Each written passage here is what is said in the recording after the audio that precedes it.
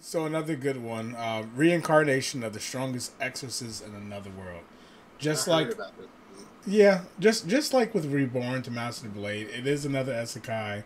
Again, I give it like a 6.5, a 7 out of 10. It's another about another OP reincarnate. He was an exorcist in one. Like the premise was pretty decent. He was an exorcist in his original world. He was actually killed by people, the people of that world, because they feared that he was so strong that he was going to be evil. He was going to do something, even though he didn't plan on it. But they ended up killing him. So when he was reincarnated into this world, he said, "Hey, I'm not gonna like stand out of the crowd, even though he still has his exorcist powers. He's not gonna stand out. He's gonna like do like the background thing, not to the degree of what is it, Eminence and Shadow, not like a mob character, but like the second or third in command behind the hero, behind the most Yeah. powerful person. So he like." That was kind of the premise, but at the end of the day, we know how that goes. He still has to do OP shit. He still shows by the end of the season that he's the most powerful person around, and everyone's like, "Oh God, I didn't even realize you were that powerful." So again, another show that's decent if you want to watch first episode 1 to episode 12 just for a quick show, Yeah. but it's not the best of everything. But it's a decent watch. I definitely it gave me Eminence and Shadow vibes, and I may check it out, Mm. but it's not something I put my cards into for this season. So Mm. we'll see. I know there's some great stuff coming out next season, so I may be still on the back burner. Yeah, But something I was thinking about when I was putting together my list. This season really wasn't as it wasn't heavy all that. hitting as say last season, This was especially. I told you in our last little mid season review. This is like a filler season to me, like a filler episode, but a filler season just to get us ready for that next shit. Like Exactly, exactly. April 9th. April April 9th. Anyway, so staying with this season, the next one I do want to bring up is Buddy Daddies. I did bring this up. It gave me like the that Spy Family feels. Yeah, It's about the two guys. They're assassins, and they end up finding this little girl and deciding to adopt her. And essentially, at the end of the day, it's about how the little girl and these guys, their relationship grows to eventually they yeah. see her as their child. It's actually a pretty cute show. You can watch it with your wife. It's not your cup of tea. I don't see you just sitting down Yeah, watching probably this show not. by yourself. But it's definitely a nice little slice of life. Yeah, To the levels of Spy Family. And though I was at first like, oh God, it's trying to be Spy Family, it's its own thing. It's a yeah. fairly good show. So the next one I do want to move on to quickly is Campfire Cooking in Another World with My Absurd Skill. This show was definitely a silent sleeper of this season. I saw, of course, long name. It got my attention, but this show was essentially about a guy. He was same premise as always. A god reincarnated him into this world. He received the absurd skill of essentially online grocery. So not he was incarnated as a god. Sorry, it was so many damn isekais of the season. In this one, he was actually reincarnated as part of the hero party. So he's supposed to be a hero. But when he was reincarnated and they were like looking at all the skills of all the ones who were brought into the world, he just had the skill of online grocery. They're like, oh, that's not strong. We don't even know why you're here. He's like, you know what? Just let me go off and be my own person. Says, y'all don't think I'm strong enough to be a part of your party. Just let me be normal then. So they essentially gave him money and let him go off and be normal. Cool. At the end of the day, that was fine. He ends up meeting a venture party. He ends up using his online grocery skill to show that he also has amazing cooking skills. So you're like, okay, this guy has amazing cooking skills. That's how he's going to use online grocery. Well, he ends up meeting something called a Fenrir of this world, and this Fenrir is like the strongest god dog that exists in this world. And because the Fenrir loves his cooking so much, he decides to make a pact with him. So now he has a pact with a Fenrir, and then he meets slime, and then he So starts it's to a find beast out. tamer. Yeah, he's essentially a beast tamer, but he ends up finding out that his cooking, not just his beasts, but to anyone who eats his cooking, it makes their skills like it raises their points. Like you know the whole point system. It Yeah, raises all their attack, speed, the points. defense, Yeah, stamina. It raises all those things. So it makes his, especially his beasts, it makes them stronger. So the show is the reason why the show is good, like it does the whole adventure guild type thing, venturing missions, like it does that. But it's good because one, when he cooks, like if you watch Food Wars for the cooking, obviously, if you watched it for the cooking, he actually shows you and says out loud all the things he's adding to the meal, how he's preparing it. So if you like that, it's super real. You actually learn how to make these dishes. So that's pretty awesome. A lot of people liked Food Wars because you could actually get recipes. Exactly. So if that's what you're looking for, first off, yes, this is exactly that. He makes these amazing dishes. He even uses like the otherworldly creatures that he's putting in these dishes, but he always explains like this is like beef. This is like pork. So if you do like anime for that, and I know there's a few titles that does that really well. That's awesome. His reaction, his relationship with the Fenrir and the slime is so hilarious because they're both his beasts that he has the contract. His familiars. Well, with the Fenrir, he's more of like always calling him an asshole, yelling at him for being so gluttonous. But the same things that the Fenrir does, the slime does, but the slime's cute. He's like, it's okay, I love you. You could do like whatever you want. Son and a baby. Exactly, that type of relationship. Like, so it's hilarious. It's absolutely hilarious. So if you're looking for a slice of life that's not super like, it does have action, and the Fenrir and the slime actually go hard. Like they kill creatures and monsters by the dozens. So if you do like something that is like super chill, that does have some action, but it's more focusing on its slice of life aspects. It's comedy, the world, like some world building. It's not huge, it's small, but some world building. Then this is definitely the anime for you. So I'm sorry, I got a little excited about that one. That one was definitely one of my favorite ones from the season. But the next one I do want to move on to is By the Grace of God Season 2. I watched this one. I saw the first season. Obviously, I watched the second season. 2, it's about a guy. He was isekai into this new world. He was an adult. He overworked himself to death. And then the god basically gave him the Beast Tamer skill. But how he uses the Beast Tamer skill is he tames slimes. Like hundreds, thousands of slimes. And he's so smart, and he's been working with the slime so long that he's experiments, creates different types of slimes, utilizes the slimes to create laundry mats in different cities that he goes to, and essentially utilizes the slimes to the highest degree to make life easier for himself, for his businesses, and for the people he meets around him. So it's essentially the type of isekai this is a young child, because the main character, yes, he died probably like in his late 20s, early 30s, but in this world he's like, let's say 10, 12 years old. How he kind of maneuvers through life with this low-key yet OP skill, meeting different like royalty, different families, building these relationships with all these different people. So it's like you know that type of isekai anime. So it's real slice of life. I mean, like it's very, very, very small amounts of action in it. It's more watching him move through life. So yeah, I think you would like it. I wouldn't say it's not something that you need to, after we get done recording this, you need to go watch that right now. It's not one of those. It's definitely something like if you, especially if you Campfire cooking, because I like Beast Tamer, so I'm exactly. But it's definitely something like if you like watching Reincarnated as a slime, you're like, oh, I just want to watch another slime anime. This is definitely another slime anime that would be interesting to watch.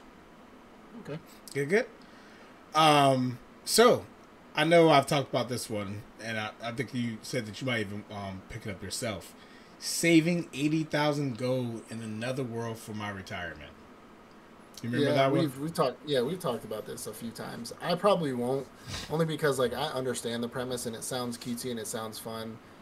Like we talked about how she can open the door to that other world, Mm-hmm. and she starts collecting the money and bringing it back, and pretty much or collecting all the money so she could become rich. And pretty much her retirement plan Yeah. is collecting all that money over in the isekai world, and it sounds cool. I mean, that's nice, like that's Yeah. cool, but it's not something that I'm pretty interested in. I mean, I know it's more of a slice of life isekai, Mm-hmm. right? We've had that conversation, but like isekai, but it, you know, No, no, I no. get it. I get it. It's easy. It's an easy read.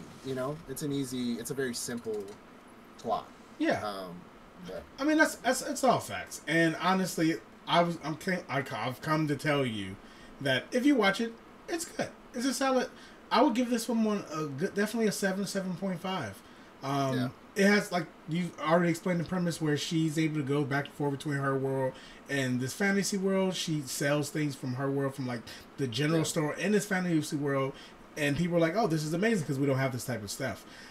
It ended like the ending wasn't bad. It essentially, these monsters, this other kingdom attacked the kingdom that she was staying in, and then she essentially got a contractors, like military contractors from her world, convinced them to come to this fantasy world to fight off these monsters, and they essentially, our world's weapons, bullets, shit, decimated the army. Like it wasn't even it was funny, but it wasn't even funny how much we decimated the army. So at the end, like at the full season, I would say, in my opinion, the first 9 episodes were the best because it really focuses her on her grind, coming up with new, different ways for her to make money, to essentially retire once she reached 80,000 gold, and then it just turned into real world weapons are better than magical beasts. So at the all in all, I would say it's about a 7. It's a 7. I'll give it a 7. It's a solid watch.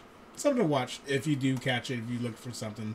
But definitely not something I would be like, hey, I definitely need to go check this out. Yeah. Another one to watch with your dear old dare. The Angel Next Door Spoils Me Rotten. This is 100% a slice of life. It is about essentially this guy and gal, they live next door to each other in an apartment building, where she comes to the realization that, hey, he's not taking care of himself. He's not eating as much. Yeah, it's kind of corny how she comes to this realization. Well, she decides that I'm going to cook for you every day, and we're going to split our grocery bill so that it's cheaper for us to get groceries. I'm cooking for you, and it's. I don't know if you've ever cooked for yourself. It's kind of hard to just cook for one person. So her logic does make sense. We're saving money on groceries, and it's easier to cook for 2 persons versus people instead of 1 person. I know you're not going to watch it, but essentially, the show's about their relationship from 2 people who don't want to admit that they're falling for each other. There's obviously starting to fall for each other while everyone's like, oh, you are obviously perfect for each other. They're like, oh, we're just friends. We don't see each other like that because they. Okay, everybody. Again, it's a rom-com. It's a cute show. Neither here or there. The Angel Next Door spoils me rotten. It's a fairly decent show. So I know this one you're super excited about. My Hero Academia Season 6. Yes. I'm not excited about it. I will say that one. Stop we had our argument in the group chat, right, about whatever, like My Hero being the best new gen ever, which it's not, but I will say season 6 definitely hit pretty hard. I mean, it was pretty good. Mm-hmm. I've always said My Hero has had its great moments. I've never said that My Hero was a terrible show. True. Not once did I ever say that. I just don't think it's the best new gen. It's a really good one. A lot of people do like it. Mm-hmm. No debate there. I think they definitely ramped it up. I think they definitely brought in the spice for it. Seeing Dark Deku, Class 2A versus Deku, which was more from what I've looked at and from what I've researched, it was a lot more to that fight than what they put in the anime. Yeah. They kind of just squeezed everything back. But and Deku not being hurt would have fucking washed all of them, by the way.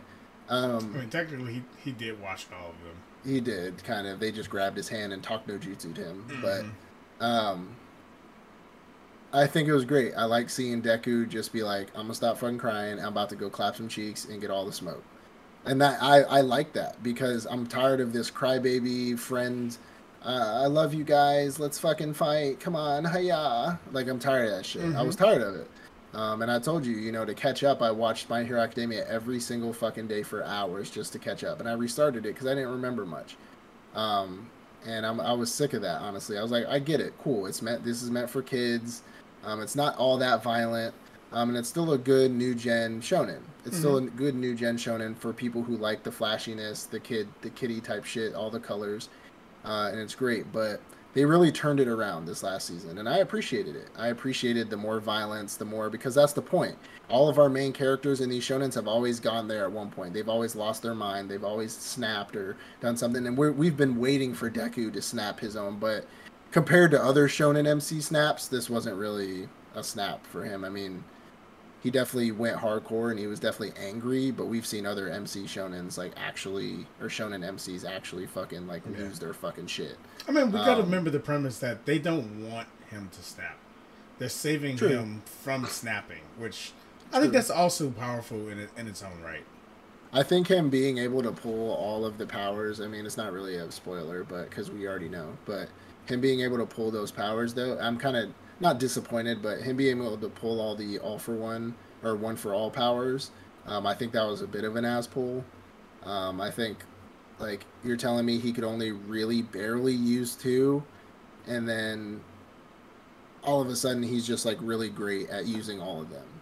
Not really great. I wouldn't say he mastered them, but out of nowhere he can now use everybody's.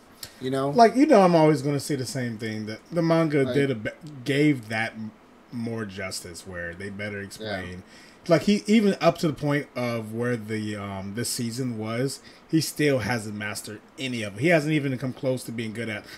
He uses one of the quirks that he uses actually amplifies his other quirks to make them Fox 100%. But in reality, he's still not even on. Fox. F-A-U-X? Yeah, Fox. Faux? Fox. It's faux. If you see a faux coat, faux leather, it's F-A-U. It's Fox F-A-U-X. Leather. What do you mean? It's faux. It's Fox. For fake. Yeah, for fake. Fake leather. Fur. Fox. Fake fur. It's not Fox. It's not Fox? It's faux. It's faux? Hey, look here. You learn something new every day, guys. I'm about to check that out. I think it's Fajin or whatever, the shit. Exactly. Yeah, that red shit. And we saw that because he's I can go at 100% without being at 100%. So we saw it, but I know they gave him more justice, but I think that was a bit of an ass pull just to make him a little bit more stronger for those fights when he had to fight those hired guns from All for One. And I like Dark Deku. He looked like a fucking demon, and I loved it. And I was like, let's fucking get it, Deku. But then they ended it really quick, and I'm like, fuck. And that whole ending with Ochaku, with him walking into the bunker or walking into the wall and her yelling at those people to please take care of him. I thought that was very heartwarming and very touching. I was very emotional. Yeah. It was close to Naruto. I know you said you had Naruto vibes from it. It's not something that Naruto made me shed fucking tears, so I don't care. But and it was close. It was close to being holy. I was like, fuck. The love. We did it, Rizzy. We did it, Rizzy. The love that she showed for him, and the commitment was definitely there. It was great, and I never said it was ass. I always planned on finishing my. I know. You don't have to convince me. But it's not the best new gen, and I'm not gonna get in that argument again. But it's not the best new gen. We've agreed already. So, anyways, Attack on Titan. But if we took Attack on Titan out of the equation. Why would we do that? Hey, I'd be the best basketball player if we took the best basketball player out of the equation. Yeah. It doesn't matter. Number 2, number 3, doesn't. All right, I'm the third. Let me take number 1 and 2 out. I'd be the best. I'm number 4. Let me take 1 through 3 out. I'm not discounting number 1, but if you take number 1 out of the equation, they are the best. I feel like this is all opinion, though. Everything is an opinion. Conversation. Attack on Titan being the best new gen is not an opinion. Let's not even start with a lie. Hate Attack on Titan. So they hate themselves apparently. But all I'm saying is, having something, you can always pull numbers. You can always pull numbers and win. That's why people love powerlifting over bodybuilding. Powerlifting's all numbers. If you lift more than this person, then you win, right? No contest. and you can always pull numbers, the viewership, so on and so forth. But I like things more than My Hero Academia, so I think those are better. Personally, you already know what my favorite new gen is. It's not. It doesn't have multiple seasons. I get it. It's not. It has one season, a few mangas. Like, understandably, like Fire Force. I love fucking Fire Force. That's just what I sell it.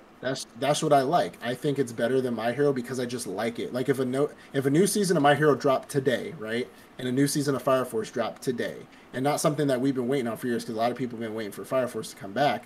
But like, say it just came out, dropped a season later, like. I would 100% watch Fire Force over My Hero any day of the week. Like, I've rewatched Fire Force 4 times already, so like, I love fucking Fire Force. That's just my favorite, one of my favorite new gens. I think Jujutsu Kaisen's better. I think, I think all this shit, we had the talk, but yeah. I think it is a great show. I think My Hero's great for what it's supposed to be doing. What it's supposed to be doing. I think they definitely took that turn to be like, hey, I know this is a cutesy anime love guy who's like, it's very childish and all the colors and stuff, but we're gonna take this dark turn because not everybody can keep up this appearance. Everybody breaks at one point, and that's what they do to all shonen MCs. Like, you can always be motivated and stuff like that, but at one point you're gonna break. It's not a good motivational call, but at the same time, like, every shonen MC does it. How about it's not? I mean, political as well, but more social stances that the show really takes. What do you mean? Like for example, the whole fall of hero society. That we put too much emphasis into these people, into these leaders, and then when they fail us in our eyes, like, it's not even they're saying heroes, but we can really put this into presidents. We can put this into political leaders when we put so much power into them and put them on a pedestal. Yeah, we put them on a pedestal, and as soon as they do one thing that we see is wrong, now suddenly everything crumbles around them. And when you put everything you have into that idea, once that idea is gone, what do you have left? Well, I mean, she said it. Ochaku said it when she was like, "Who do heroes turn to when they're fucking suffering?" Most of these people, the human or the guy without a quirk or whatever he was, I don't know if he had a quirk or not, but he said most heroes quit when they stop getting paid. These people are still fighting for us, and they even said, like, we fighting to save people. Y'all, we made them heroes. Not all of them were heroes or wanted to be heroes, but because they're really good at saving people, we just automatically assumed they were supposed to save the world. Yeah. You know what I'm saying? When did we stop taking care of ourselves? I think one of the guys said, he was like, when did we stop taking care of ourselves and just automatically assume they were going to do it for us? You know what I'm saying? And I think that's a really big message for some things going on today. This ain't a political podcast, but there's a big message that was put out for, when did we stop taking care of ourselves and started assuming that the people above us, or that we put above us, are going to take care of us, because everybody fails. Whether you have a quirk or you're a hero. Hey, All Might was the best fucking hero on the planet, and what is he doing? Nothing. You know what I'm saying? This all goes to my main argument. Not obviously, I'm not here to change your mind. There's no changing your mind once you made it up. But look at Iron Blooded Orphans. Look at Naruto. These are shows you love. Yeah, the messages that these shows give. That is not just the surf. Yeah, but when compare it to other shows that you can definitely say are better when it comes to the animation, choreography, the characters specifically in themselves and how they deal with the situations around them. I'm a very simple person. I know that's so hard. I'm very simple. If I would rather watch something else, I think that show is better. That is better. Okay. Regardless of views, regardless of reviews, even if it's just a matter of it's just excitement that makes you want to watch it more. What's an anime without it drawing emotion? Whether that's sad, exciting, happy, angry, it's emotion. So because I got some emotion out of Ochaku's scene, right? I got emotion out of Jujutsu Kaisen too. I got excitement. All emotions are the same thing. They're just the different level. They're just the different type of emotion. If I'm watching something and I'm just like this, click next episode, click next episode, click, which I felt most of My Hero Really? until like recently. What were you Until watching that had you feeling recently, like that? just I thought the rest of My Hero was like the fights were cool, but a lot of the shit was just kind of boring. But if I'm watching a show and I'm like, oh, fucking, Well, how about like, let's look at I know we're derailing a little bit. I'm not going to go too far off. yeah, Iron Blooded we're getting Orphans. Iron Blooded Orphans. Iron Blooded Actual Orphans. Iron Blooded Sadness. Orphans wasn't exciting all the time. Let's be real. It wasn't exciting all the time. enough. It was exciting enough. Like My Hero is. It is exciting enough. Iron Blooded Orphans wasn't as drawn out as My Hero Academia is, and its political political messages that it sent, the family like familial messages that it sent, definitely held that show. But you got to look at categories of type of anime. Just because an anime has a message and it draws out a certain type of emotion doesn't mean it's going to be good to me or good to other people. One, Iron Blood Orphans. I already like Gundam. I already like mech animes in general. I love mech animes. Iron Blood Orphans was strictly a serious anime. There wasn't really anything funny about the anime. It wasn't a comedy. It wasn't a rom-com. It wasn't, we're gonna have funny moments and then serious moments and funny moments and serious. It was a straight serious, like, we're fucking trying to survive out in this motherfucker. And the shit was bloody. It was brutal. They had great messages with it, with kids just trying to fucking survive. My Hero My Hero has a bunch of it. It has the funny moments, the stupid meme moments, the flashy lights and colors. Iron Blood Orphans is for adults. Like, that shit's for adults. Yeah, that's factual. Like Attack on Titan. My Hero is for fucking kids. People get their fucking head chopped off. You don't even see it. It cuts away. Attack on Titan is for like young adults though. Even though it is a shonen, Attack on Titan is definitely for the older. Like, I'm not a big superhero anime kind of thing. Like, I'm not a big flashy color superhero thing. Like, I mean, I know Naruto and the One Piece and all them are very flashy colors, not very violent, but still violent enough. But My Hero's for fucking kids. It really is. And Iron Blood Orphans, again, the categories. I already like mech animes. I like something that's violent. I like something that throws a message, something that's serious, something that you can relate to, because everybody's wanted to struggle. Everybody's had to survive at one point. You know what I'm saying? Everybody's had to fight their way up from nothing at one point, or they either failed or they fucking didn't, or they succeeded. So, My Hero, I already start losing interest in a show when it's about kids that are in school. So it has to be something really good on top of that in order for me to really like the show. You know what I'm saying? That's actually not the first time I've heard that. I've talked to people before, like they're not a fan of animes when they're one about kids and two about kids in school. So I can hear you on that. I can hear you on that. Yeah. All right. Anyway, getting back into our list. So the next anime is the Iceblade Sorcerer Shall Rule the World. We talked about this when it was announced at the Japanese convention last year. So when we first saw it, we're like, okay, cool. Iceblade Sorcerer. He has his little ice sword. He's gonna do cool things. This anime, maybe I didn't finish the last few episodes. I know that. It was boring. It was about a guy who essentially he received a skill. One of the four skills of like the strongest warriors have this skill. He received it and he used it to fight. And then we're just going to present him with different scenarios where he needs to use this ice blade to fight. Honestly, it was a 5-6 when it comes. It wasn't even truly a isekai either, which probably would have maybe raised it on my list because, of course, isekai. It was essentially a guy in a magical world where a random guy who didn't have magic, he received a skill that made him OP. And then let's give him different scenarios where he has to show how OP that skill is. So, I mean, if you want to watch it, if anyone wants to watch it, if you want to watch another show that came out this season, it had decent fights, I guess. But at the end of the day, it was just showing how OP this ice blade skill is, and it is what it is at that point. So, check it out if you want to. If you want. Usually it's boring. It's probably boring. So Yeah, and you know, I like to give shows chances.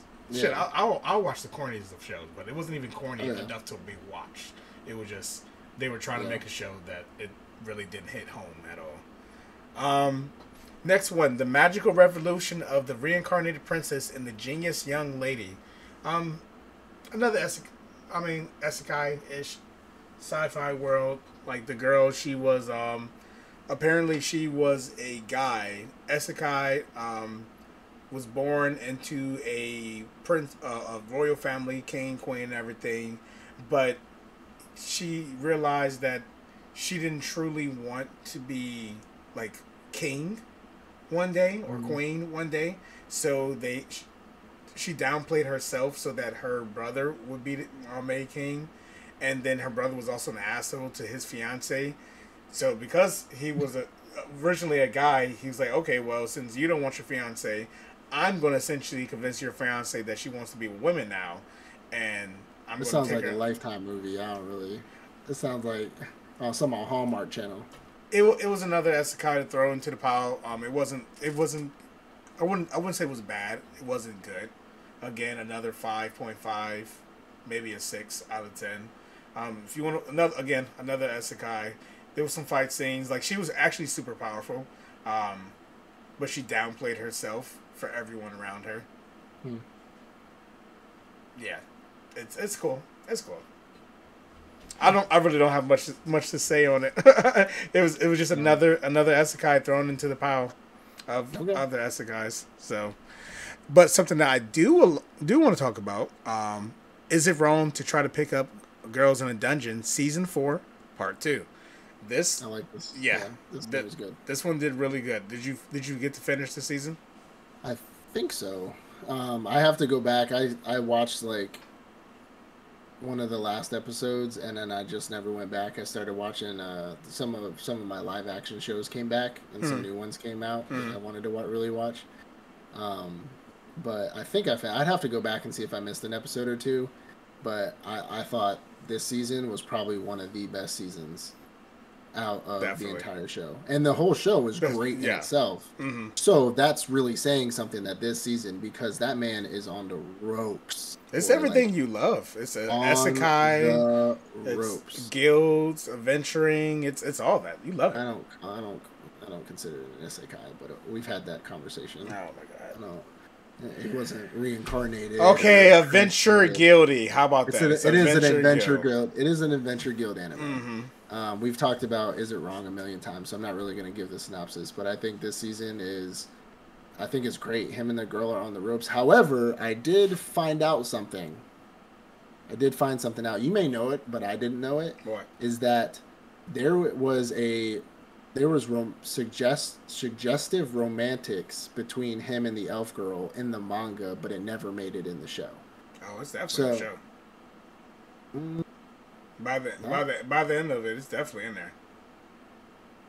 really? Then maybe I didn't see the last was it the last episode? Yeah, I mean, like it Because I doesn't. mean they showed them like cuddling, but like hugging each other for Oh, warmth, kind of okay, yeah. talking to each other, They stuff didn't. like that.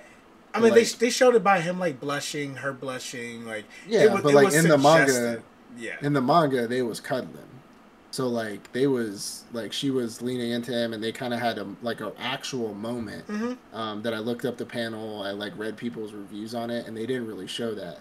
I kind of saw it coming, right? Mm-hmm. Like Bell only really had he didn't. I mean, love interest, which was that girl, that really powerful girl. I forgot what her name is, but like it wasn't really a love interest. It was more like a goal than Mm-hmm. anything.